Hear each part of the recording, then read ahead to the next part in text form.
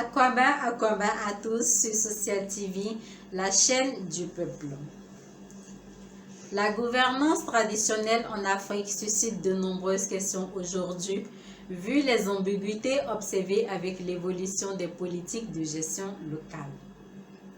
La question essentielle ici est la suivante. Quel est le régime social de l'Africain? S'agit-il du matriarcat ou du patriarcat? La quête d'une réponse nous a conduit au Dr Nguessan Kouadio Raymond, anthropologue biologiste, ivoirien, spécialisé dans l'éthologie humaine, enseignant-chercheur à l'université Jean-Laurent Guédé de Côte d'Ivoire.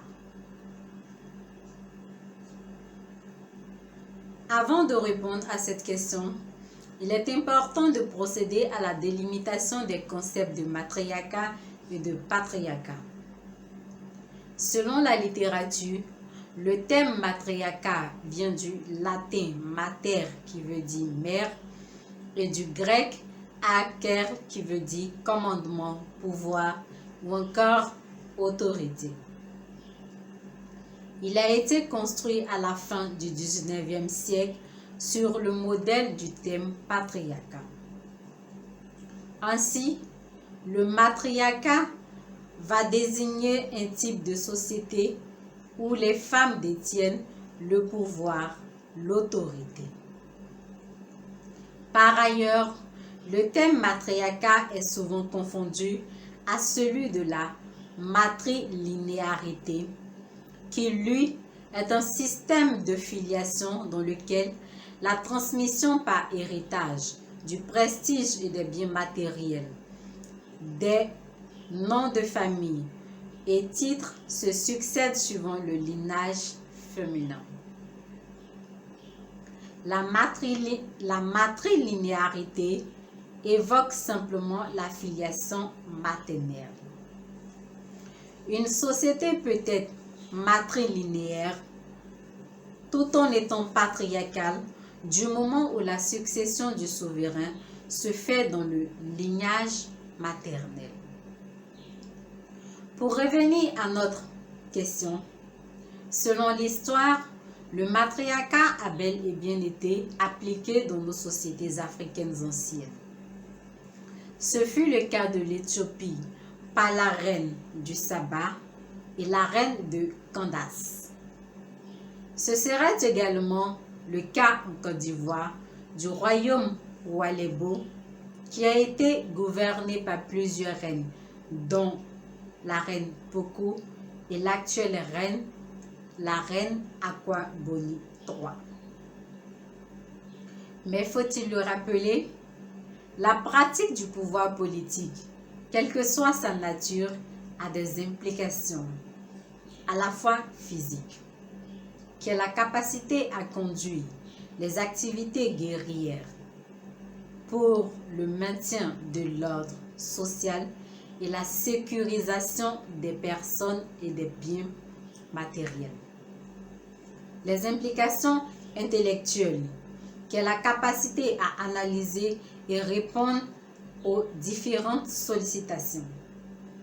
Les implications affectives, qui est la capacité à maintenir la cohésion sociale et l'humanité au sein de la communauté.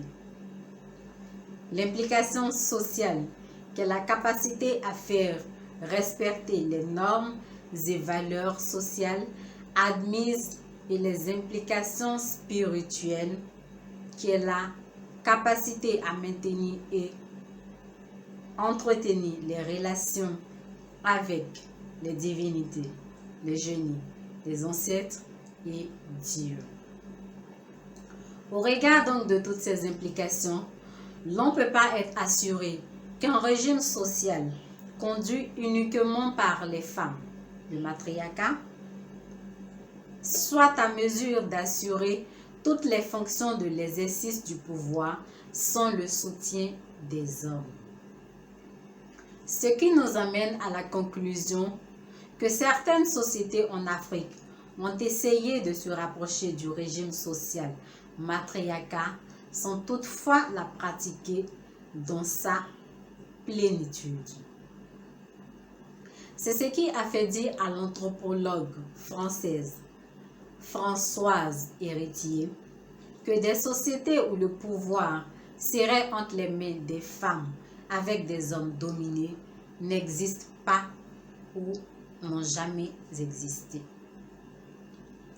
Par ailleurs, le régime social du patriarcat en vogue dans nos sociétés africaines aujourd'hui se nourrit d'un ensemble de fonctions dévolues au matriarcat dont la matérialisation est encore difficile.